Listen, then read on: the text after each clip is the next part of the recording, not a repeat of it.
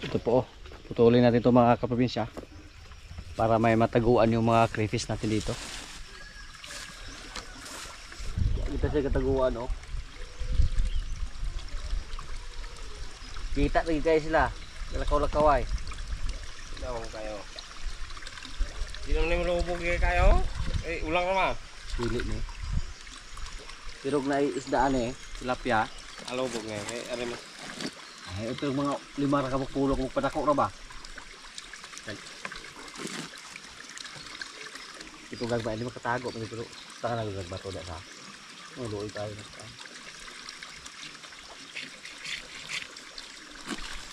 Para to sa mga maliliit ba?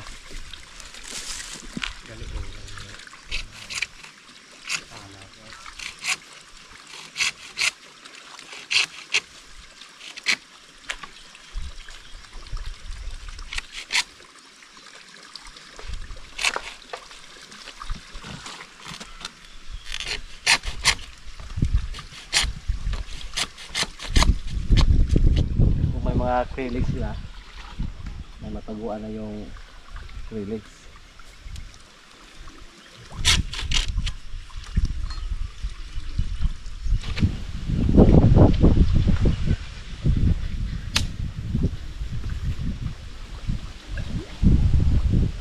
At ito naman para po sa mga malalaki. So ayos, importante po to para may mataguan yung mga malalaki mga kaprobinsya.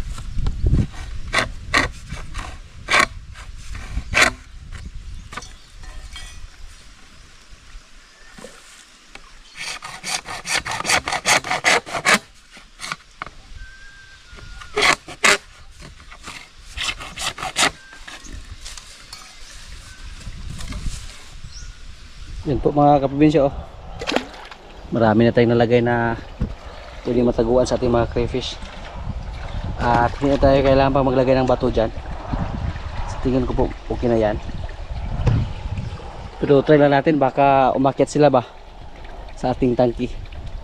Kung sakaling may mapansin tayo na umakyat sila, pwede natin yung i-adjust yung outlet doon para hindi sila makakyat. Pero subukan lang natin. Obserbahan lang muna natin to yung ating ginawa dito kung effective ba to para sa mga crayfish. Yung crayfish po, pag maalagaan sila, napakabilis lang dumami. Tapos kakaunti lang yung kain nila, hindi katulad ng isda na kailangan po na marami yung ibigay natin. Subukan natin na bigyan ng pagkain.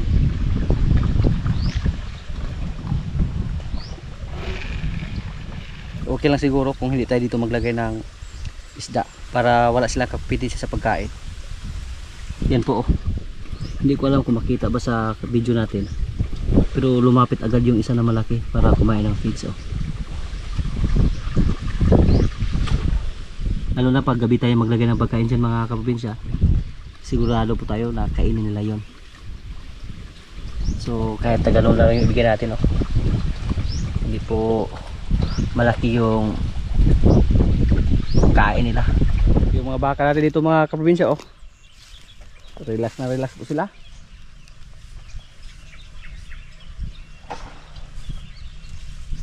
At yung isa nating kubo, oh, tandahan lang namin yung ipatayo yan.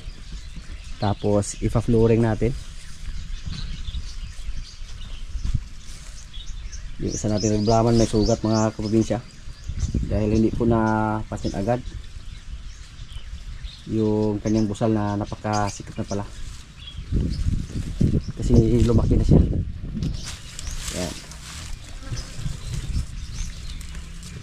Mula sa pagwalay natin sa ating mga baka, hindi pa natin sila na purga. Siguro next week purgahan na natin sila. Silang 3. Yan. Pati si Bibing.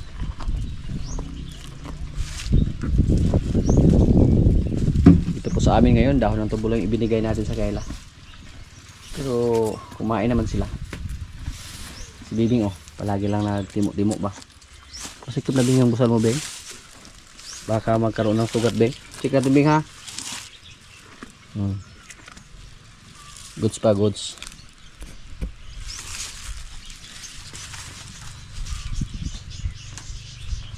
Yung mga nanay po sa ating baka dito mga kaprobinsya, sila si Quinay, Bitang at Batang. Dalawa na po sa kaila ang nakastahan. Yung isa si Bitang, pinaiay lang natin. Ayaw niyang kupagkasta.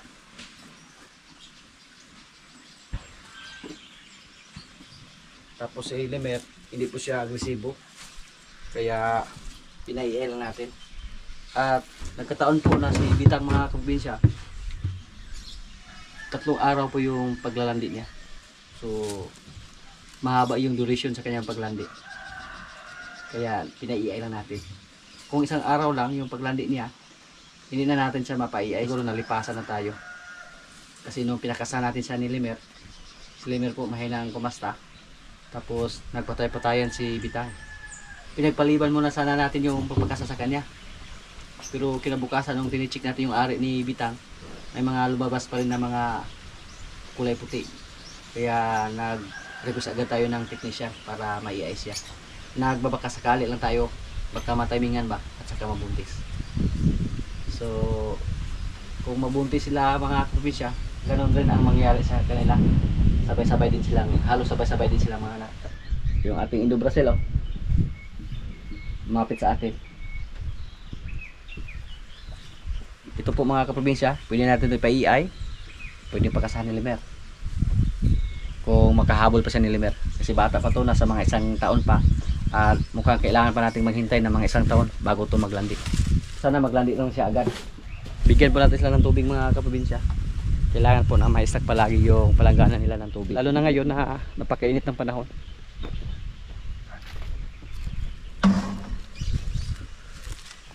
Yung anak sa ating puting baka na galing sa dawis, nasa labas lang, pero nilagyan na po namin siya ng tali para kung sakaling hulihin namin siya, hindi kami mahirapan. Sa mga nakarang araw, pinasok po natin siya sa bakod para masanay siya dun. Pero sa ngayon, mahirap pa siya papasukin dun pag ako lang mag-isa. Dalawa sila magkasama. Hindi yan katulad sa ating pulang baka na Red Brahma na sanay na po siya na palabasin. Sanay na po siya na papasukin natin dun sa bakod nila.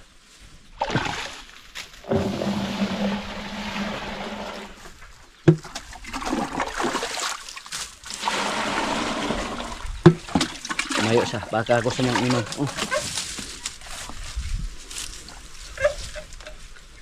Inom siya. Yung malaki yung lagyan natin ng tubig.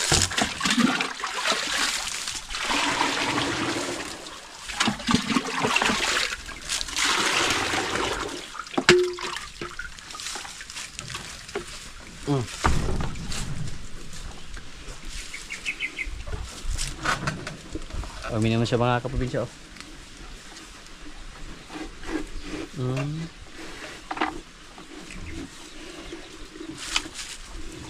Good boy.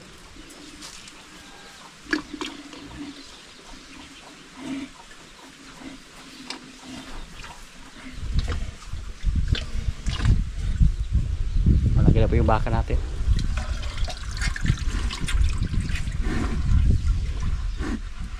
Si Lemer mamaya na.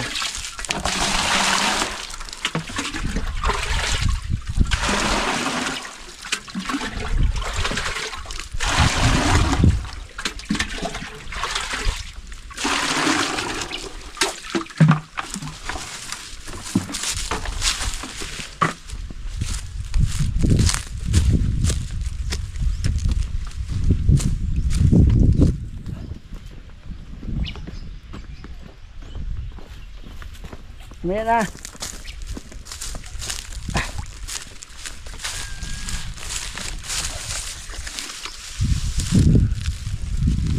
Lumapit agad si Bibing, oh. Si Bibing yung sumalubong sa atin. Mamaya, Bing. Mamaya, Bing. Nagsitayuan sila.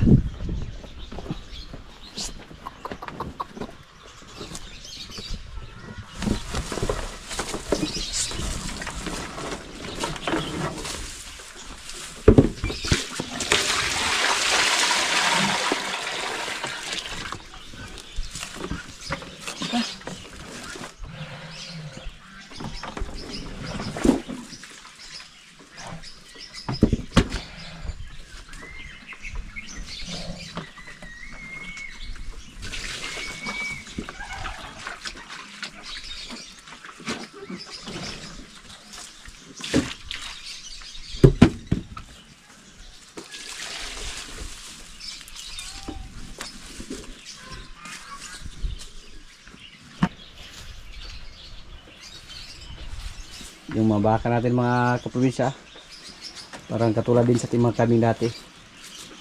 Nung una tayo nag-alaga ng kambing, mga native yung inalagaan natin. Katulad din sa ating mga baka. Yung una nating baka dito na babae, si Basya. May isa tayong baka na si Bika, pero hindi siya nabuntis. Ulit yung paglandi niya. Hanggang ibinita natin.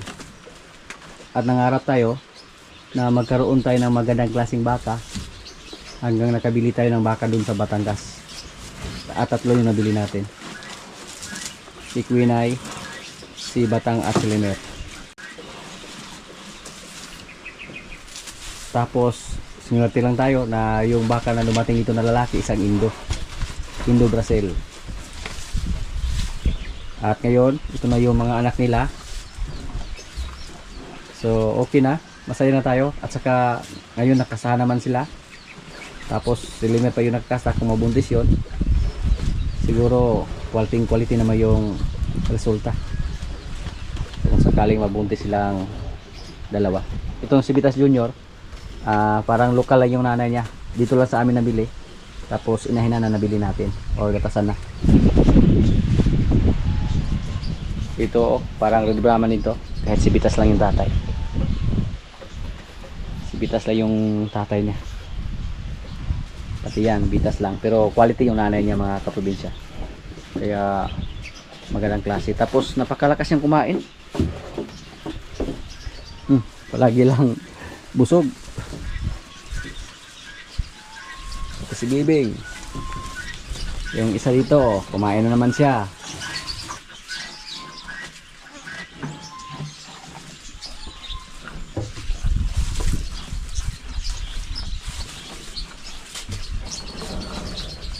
Pag makauwi na dito yung ating mga kasama, nagkuha pa sila ng kumpay, yung ating white Brahman, ipasok natin siya dito sa bakod para masanay siya dito.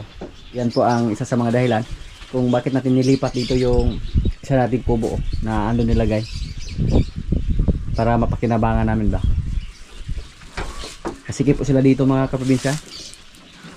At saka ipasiminto po natin yung flooring nila para kung may ulan hindi po maputik yung area dito.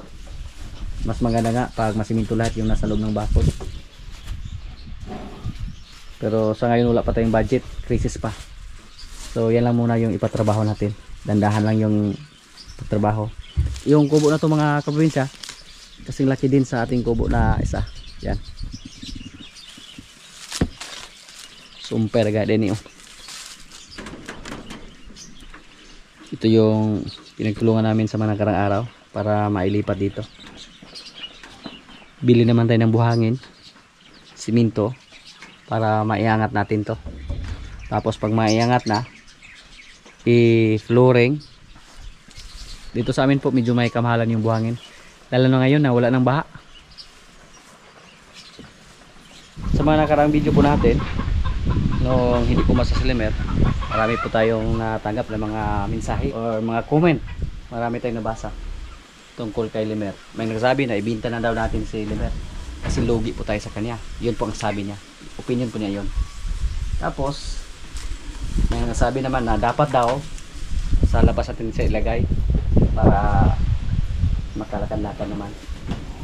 Pwede naman yun mga kaprobinsya, pag sa labas natin ilagay para makalakan-lakan siya. Tapos may nagsabi po na sobrang taba daw. Sa tingin po namin hindi naman ito masyadong mataba mga kaprobinsya. Kung nakita lang niyo si Bitas dati sa personal, yun po ang mataba. Pero ito po lang, ang luwag na panit. Tapos may nag-comment din na bininta daw natin si Bitas. So po mga kaprobinsya, okay naman si Lemer. Pero tungkol sa pagkasta, may mga ganun talaga. Katulad din yan ng tao. May mga tao na agresibo. May mga tao naman na katulad din ni Lemer na hindi masyadong higal ba, sabi siya pa. Yan. Tapos si Lemer hindi naman siya masyadong mataba. Mukhang kuan lang, tama lang yung katawan niya. So para sa akin naman, sa aking opinion lang, hindi naman ako lugi kay Lemer kahit hindi pa natin siya ibinta. Kasi kahit hindi pa siya kumasa mga kaprobinsya, wala po kong balak na ibinta si Lemer sa ngayon. may ibubuga pa yan sila mga kaprobinsya kung alagaan natin yan ng gusto, kung pakainin natin ng maraming feeds katulad sa pag-alaga namin kay Bitas dati. Napakalaking baka ni Lemer, batang bata pa to, 2 taon pa siya dito sa amin last Pebrero. Tapos nung dumating siya dito napakaliit pa lang, estimate ko po nasa mga 9 to 10 months yung edad niya nang lumating siya dito. Tapos 2 taon na siya dito sa ating area, so kan pa, batang bata pa to. Kung alagaan pa natin to 1 taon mula ngayon, kahit kumasta man siya or hindi, napakalaking baka ni Lemer. Mas malaki pa siya kay Bitas. Si Bitas po ibininta po natin dahil kwarta na yon, pera na yon si Bitas. Tapos may edad na si Bitas, siya po yung medyo may edad dito sa ating mga alaga, kaya ibininta na natin siya. Delikado po pag marami tayong turo dito na medyo may edad na, mag-away-away yan pag may makawala sa kanila. Yan po ang isa sa mga dahilan kung bakit natin ibininta si Bitas. Tapos may mga kapalit naman si Bitas. Andyan naman yung mga anak niya na 2. At hindi naman tayo nabahala kahit hindi pa kumasa si Lemer, kasi pwede naman natin ipa-EI. At yung kulungan niya mga kaprobinsya, sa totoo lang, hindi naman masyadong maliit. 10 by 10 yan. Pwede nga nating lagyan ng harang dito para makaikot-ikot siya. Pero ang problema lang, baka mahirapan tayong hulihin siya or palabasin kung pakawalan na natin siya dito sa loob. May nagsabi naman kung bakit daw natin hindi ginamit si Buni. Siya yung pinakasta. Hindi po natin sa pinakasta mga kaprobinsya kasi hindi po ako sigurado sa kanyang lahi. Gusto ko po yung lahi ni Lemer, at saka kung sakaling hindi ko masas Lemer, gusto ko po yung EI. Yung EI po, sure po tayo na full blood yun. Basta EI. Galing yan sa province, yung mga similya na ginamit nila. May nagsabi po na kunan daw natin ng similya si Lemer. Hindi po tayo marunong mga kaprobinsya, hindi po tayo eksperto sa ganyan. Hindi yan katulad ng baboy na pag lumabas yung dumi nila or yung similya nila, ilagay natin sa baso or container. Hindi po ganun yung baka. Yung proseso po sa pagkuha ng similya sa baka, wala pa tayong nakita dyan sa YouTube. At saka may mga nilagay pa sila ng mga enhancer dyan para hindi mamatay yung similya ng baka. Hindi po natin kaya yung gawin. Yung sinasabi nila na kuna natin ng similya si Lemer. Parang siya po yung semen donor ba. Yung pinayay natin kay Bitang, White Brahman po yan. Tapos hindi po yan katulad sa ating White Brahman dyan. Wala pa silang available na Red Brahman. Kasi gusto ko po sana yung Red Brahman. Pero dahil marami po nagagusto sa lahi na Red Brahman, A4P, yung katulad kay Bibing, palagi silang out of stock sa similya na Red Brahman. Tapos kung magkaroon sila ng similya, pa-timingan lang na may maglandi din sa atin dito. So yan po ang palagi lang maubos yung Red Brahman. May mga Wagyu din sila, may mga Holstein din siguro. Pero ayaw po natin sa Wagyu kasi yung Wagyu for meat purposes yan. Dito sa amin sa Negros mga kaprobinsya, mahina pa yung market yan, hindi pa yan kilala dito sa amin. Except sa mga malaking farm na kaya po lang mag-supply ng karne. Pero dito sa atin, ano lang to, backyard lang to. Backyard lang yung mga sistema natin dito. Kaya hindi po tayo interesado sa Wagyu. Kung tingnan natin yung tainga ni Rigor mga kaprobinsya, compare sa tainga nila ni Bibing at ni Bitas Junior, tingnan niyo po, napakaliit lang ng kanyang tainga. Kasi yung tatay nila hindi po malaki yung tainga ng kanilang tatay. Yan o, gamay, tagasag dalonggat.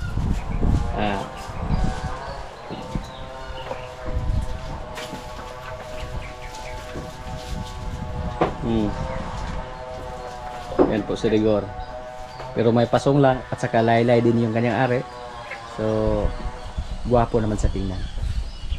Hindi po native yung kanyang itsura. Ang disadvantage lang, hindi siya matangkad, hindi po gano'ng kahaba yung kanyang katawan. Mas matangkad pa sa kanya si Junior Pugi, tapos malalaki yung binti ni Junior Pugi. Yan. Mga kaprobinsya, kainan na po. Ito yung pagkain namin, oh. Yata ang gulay. May kanin. Yan. May bulad. Lord, maraming salamat sa pagkain. So, kainan na.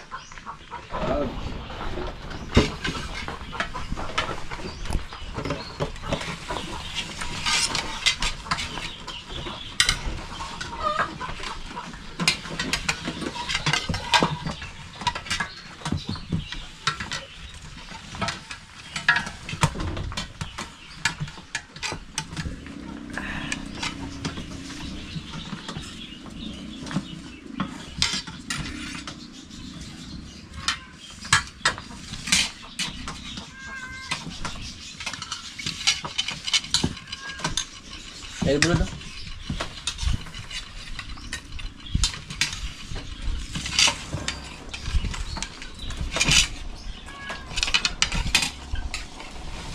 Kaya mga wings of love dahil mga anak.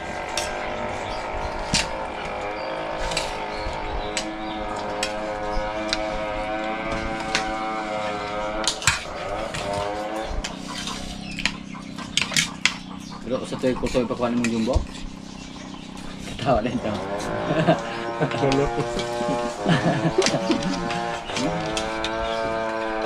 Iba, 200 years na.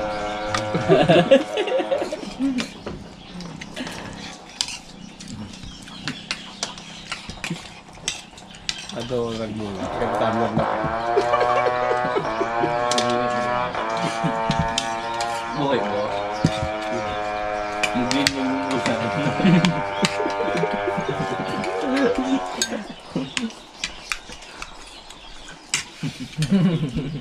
Si okay na ha?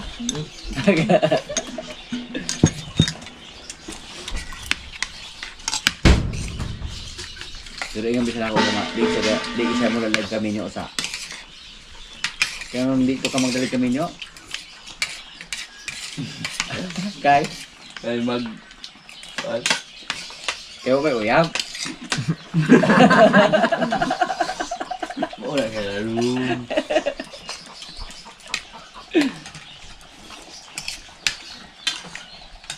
Lagi na lagi na.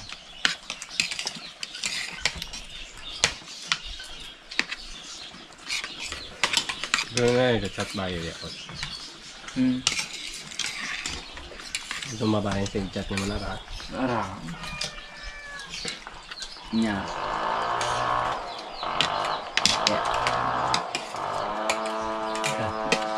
Ya, wala lima sugda. Sinde? Sindi. Sindi singko. Sekarang do. Adile. Serius juga. Kaila man. Kaila. Ya. Ay, mata. Board. Chat nila hindi board. Ya, ang magulang sa Pero tuba. wala nga. Hindi mo kumapulpin na sana. Ako sugil do para tabangan pati ka. Oh. Okay. Mga tanang tingin na ba kayo uyab? Lumay. Gipunta na rin ka na bakit ya. Yan yung sabu ka. Ay, wala. Ha? Tawa agad yung buo. Yung mga saya, hindi nakabalumang ano. Ha? Ano yung nakabalumang nga dahil? Aba, gusto ko. Ano nagyusan yung kabalo ka na kaya bilay ka sulay? Ah? Ngayon, mga laki ng bayad, bulagan niya ulit tayo yung ibla. Ay, siya. Nagtagkaguro na ba? Nagtagkara bayad, yun mag-maydi-maydi. Kita na niya. Iskamon po yan ang bahay. Ang maili siya babae, harap makita to yung uyab, pero yan na rin, tagsa na yung maili. Maro po. Mamalos ba? May pas bibing na kayo mo yung maili na kayo, walang kayo pagjutay. Kayo pa na ba, gihanan mo, tadaganan yung hayupan.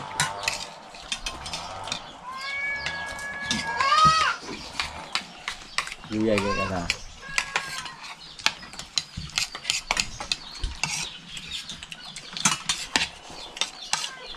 Mas anak kan mana? Kagi nagsakitan.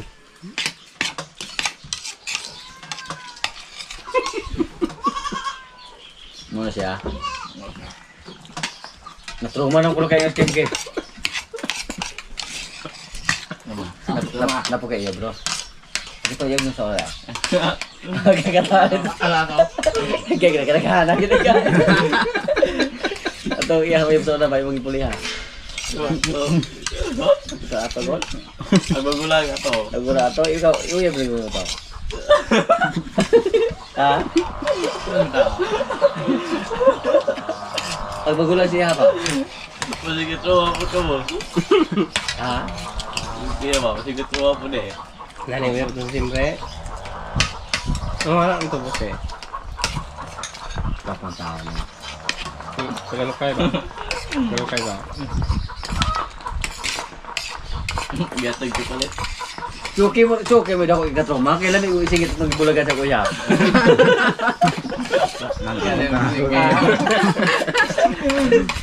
Troma siya ron na babae jo. Kumantay ko. Mobile engine ko lang maginulaan. Kayo wala eh. Pilimiro, tinagwa sa kuya. Pero ba, galagay. Ikaw na ko chat ko na. Uyab sila. Pagin magkita gani. Asik panawag tuloy itong una. Hapon, laman ko ang dugal gitu undang. Kaya sama ka? Singalan na to? Geraldine. Ha? Geraldine. Geraldine? Geraldine. Geraldine? Katawa choki. Katawa boski oh. Kaya makabulan ng uyab. Geraldine na tuloy ba ito? Ito di ba? Hindi tayo hindi nakabulang Okay. talaga eh. 4 months na dyan mo ron. 4 months. Nagas ang bulan ng bulag. Mana dyan manawag ko daw? Yung kasi bagbit nawag na ako. Oo. Sama-sama. Wala siya ganun ikapat gatas.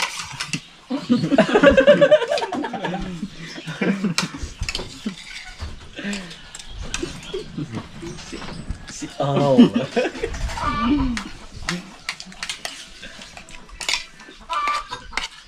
Tawag at naboreng. Agot. Galawang kalipas oras na tama ilakay. Yeah. Iwas sini na sa tarayo. Butas. Kamalian na ito na. Nagpalit sunon dia. Oh, igo pa na. Sa buta na. Hunyo rata malay. Kay nagmay pa ng vaccine dia. Kahila mo tawa. Alam ka ng pot. Tinarong hindi ko. Malay mo. Dala ng litson dia. Ang galing ko po. Kaya kalab ka ng galing ko po. Tawagan mo ka itong ano to? Ang awag ko nga ba? Gapo yung yoga. Gapo. Ato lumingo ko yung ga? Itong kal ko mo. Ano siya ang nanawag na ko? Tawag mo ang ko na ko. Di pa kalong dita. Di bulag mo ko. Kaya kong kilain. Ang ko yung tawag. Ako rin nakaingon na ato nga. Rayol ba? Uncle Hariol mo nag... Tawag na ako. Si Idol rin nakaingon na ato nga gibulagay mo. Tawag na ako na ko.